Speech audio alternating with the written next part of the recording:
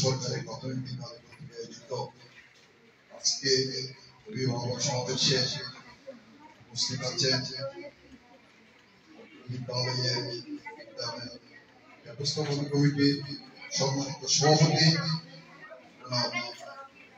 আবুল ইসলাম মহোদয়, উপস্থিত আছেন অভিভাবক, বিদ্যালয়ের শিক্ষক শিক্ষকবৃন্দ এবং আমার শিক্ষার্থী। আজকে অভিভাবক সমাবেশে কিছু গুরুত্বপূর্ণ তথ্য আপনাদের সামনে আমি উপস্থাপন করব, যেহেতু এই বিষয়গুলো গুরুত্বপূর্ণ এবং আমাদের জন্য অত্যন্ত প্রয়োজন, আমাদের শিক্ষার্থীদের শিক্ষার উন্নয়নের জন্য প্রয়োজন। কাজে আমাদের এই বিষয়গুলো দেখতে হবে। সবার শুরুতে প্রত্যেকে আমার আদাব নমস্কার এবং অভিনন্দন এবং আমার শিক্ষার্থীদের প্রতি রইল শুভেচ্ছা। শুরুতে আমি আজকে অভিভাবক সমাবেশে বলতে চাই, আমাদের আগামীকাল থেকে বিদ্যালয় বন্ধ হয়ে যাবে, আমাদের শিক্ষার্থীরা বিদ্যালয়ে আসবে না। আপনাদেরকে দেখতে হবে আমাদের সন্তানদের, ওদেরকে একটু গাইড দেবেন, মানে পড়ার জন্য বলবেন, কারণ আমরা যেহেতু ওদেরকে প্রত্যেকটা সিলেবাস দিয়ে দিচ্ছি, সিলেবাস দেখে ওরা পড়বে। আগামীকাল থেকে স্কুল বন্ধ, স্কুল চলবে জুলাইয়ের 3 তারিখ। 3 জুলাই আবার আমাদের বিদ্যালয় কার্যক্রম শুরু হবে আগের মতো। কাজে যে কয়দিন বন্ধ আছে কয়দিন আপনারা একটু গাইড দেবেন, ওদেরকে পড়ার জন্য একটু তাগিদ দেবেন, সিলেবাস দেখে দেখে যাতে তারা পড়ে। এগুলো সমস্যা হবে, এগুলো ওরা রাখিয়ে রাখলে পরবর্তীতে যখন বিদ্যালয় খুলবে আমাদেরকে বলবে, স্যারদেরকে বলবে, স্যারের থেকে একটু বুঝে নেবে। এরপরে হচ্ছে কাপেস কোচিং। আমরা বিদ্যালয়ে শাহনগর বিদ্যালয়ের কাপেস কোচিং এর একটা শোনা হচ্ছে, আপনারা দেখতে পাচ্ছেন, বুঝতে পারতেছেন। শাহনগর সরকারি সন্ত্র বিদ্যালয়ের সাতটা কাপে বারবার আমরা সামনে পাচ্ছি। সাতটা কাপে এটা পুরস্কার প্রদান করেন আমাদের মাননীয় প্রধানমন্ত্রী শেখ হাসিনা। উনি এই সাতটা কাপ যারা অর্জন করেন ওদেরকে পুরস্কার প্রদান করেন। আমরা বিগত বেশ কয়েকবার ধরে পুরস্কার পাচ্ছি, সাতটা কাপ পেয়ে আসতেছি।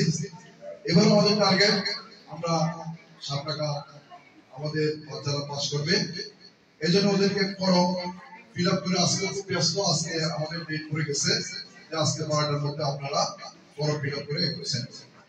যাই হোক, আমি ফর্ম ফিল আপ করতেছি, অনেক অনেক কাজে আছে, ওদের এটা সম্ভব আছে। এখানে সন্দেহ করার কিছু নেই। প্রক্রিয়া একটি বড় প্রক্রিয়া, এটা একটা বড় কার্যক্রম। আমি মনে করি এই কার্যক্রমের মধ্য দিয়ে আমাদের বাচ্চারা তাদের শিক্ষার মান উন্নয়ন সহ তাদের প্রতিটি কার্যক্রমে তারা সাহস পাবে, তারা সাহসের মাধ্যমে তারা এই মানে অর্থাৎ বড় হওয়া, সৎসাহসী এবং নৈতিকতা সম্পূর্ণ এবং সুনাগরিক হতে পারবে, যেটার মধ্যে সহায়ক হচ্ছে স্কাউটিং। এরপরে উপবৃত্তি, আমরা এই উপবৃত্তির জন্য অনেক চেষ্টা করে যাচ্ছি। আমি শতভাগ উপবৃত্তি দেওয়ার চেষ্টা করতেছি, যেটা অন্য কোনো স্কুলে হয়তো নাই, কিন্তু আমাদের শাহনগর স্কুল থেকে আমি চাচ্ছি যে শতভাগ শিক্ষার্থী যাতে উপবৃত্তি পায়। এজন্য আপনাদের প্রতি বিশেষ অনুরোধ, আপনারা বাচ্চাদেরকে প্রত্যেকটি স্কুলে ভাগ পাঠাবেন, লেখাপড়ার প্রতি গুরুত্ব দেবেন, কারণ পরীক্ষা পাস না করলে তারা যদি 5% যদি বিদ্যালয়ে উপস্থিত না হয় এবং তার 3% যদি নাম্বার না হয়, 33% যদি নাম্বার না হয়, যদি পাস না করে, তাহলে কিন্তু আমাদের নিয়ম আছে উপবৃত্তি থেকে বাদ দেওয়ার জন্য।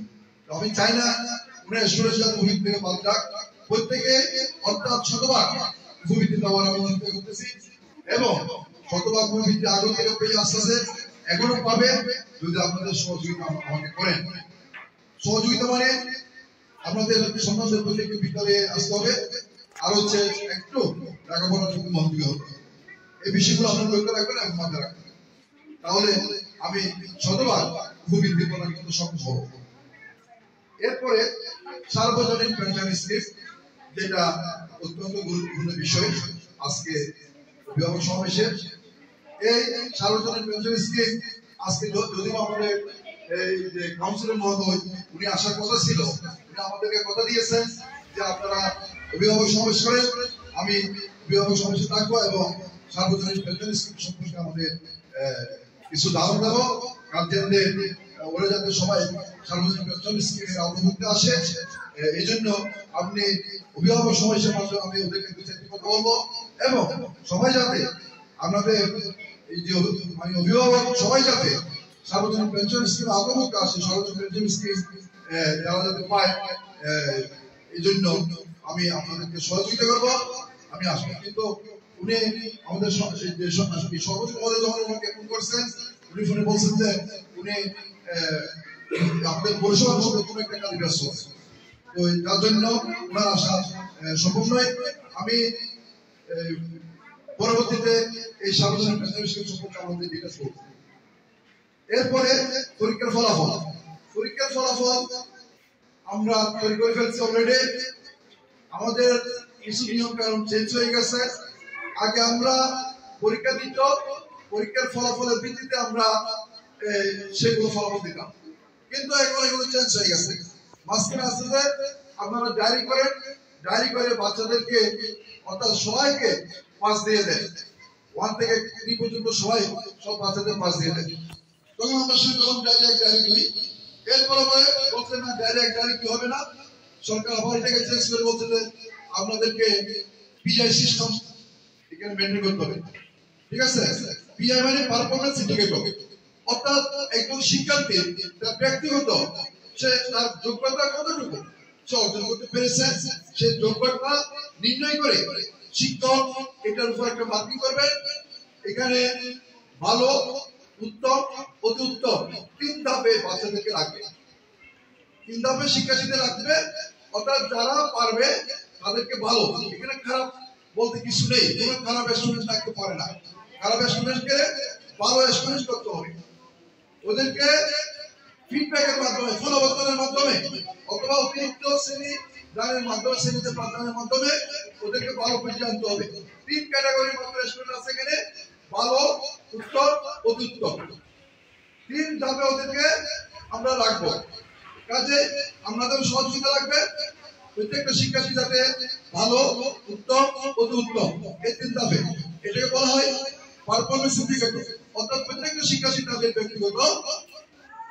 ব্যক্তিগত যোগ্যতা থেকে একজন শিক্ষার্থীর ধারণ ক্ষমতা কতটুকু হয়েছে, শিক্ষক সেটা মূল্যায়ন করে, সেটার উপর সে মূল্যায়ন করবে 3 ধাপে। প্রথম হচ্ছে একেবারে নিম্নমানের, অর্থাৎ 40 থেকে 60 হচ্ছে ভালো, 60 থেকে 80 হচ্ছে উত্তম এবং 80 উপরে 80 প্লাস হচ্ছে অতি উত্তম। এইভাবে ফলাফল নির্ধারণ করা হয়েছে। আপনারা ফলাফল দেখবেন। আমি বোর্ডে আপনাদের বলতেছিলাম অলরেডি এই ফলাফলগুলো জানিয়ে দেয় আমাদের শিক্ষক, আমাদের শিক্ষার্থীদের সন্তানদের ফলাফলগুলো এখন বলবেন, কাজে আপনারা একটু শুনবেন। আর আমি এখন আলোচনা করব এই যে সার্বজনীন পেনশন স্কিমটা কি, আপনারা শুনবেন এবং আপনারা আমাদের কাউন্সিলর মহোদয়ের সাথে যোগাযোগ করবেন। ওনার দায়িত্ব এটা যে আপনাদের পেনশন স্কিমে লাভ আছে, বয়স্ক হলে ওখানে টাকা জমবে। আপনি যদি 2 লক্ষ টাকা যদি জমা রাখেন, মাসে 500 টাকা করে, যদি 2 লক্ষ টাকা জমা রাখেন, সরকার দেবে আরো 2 লক্ষ টাকা, তাহলে আপনার 7 লক্ষ টাকা হবে। এটা আপনার জন্য সুবিধা। আপনি একেবারে যখন বয়স্ক হয়ে যাবেন, এখন এই দিনে তো কারো বর্ষা করে দেয় না, বর্ষা করতে পারেন আপনার ছেলের উপর, বর্ষা করতে পারেন আপনার মেয়েদের উপর। কাজে আপনি যদি স্বাবলম্বী হন, কাজে আপনার নামে আপনি পেনশন স্কিম রাখতে পারেন। আপনি যা রাখবেন, আপনি যদি 2 লক্ষ টাকা রাখেন 6 লক্ষ টাকা পাবেন, যদি 6 লক্ষ টাকা 7 লক্ষ টাকা রাখেন 8 লক্ষ টাকা পাবেন। 8 লক্ষ টাকা রাখলে আপনি এর ডাবল 16 লক্ষ টাকা পাবেন। অর্থাৎ আপনি যা দিবেন সরকার তা দিবে আপনাকে।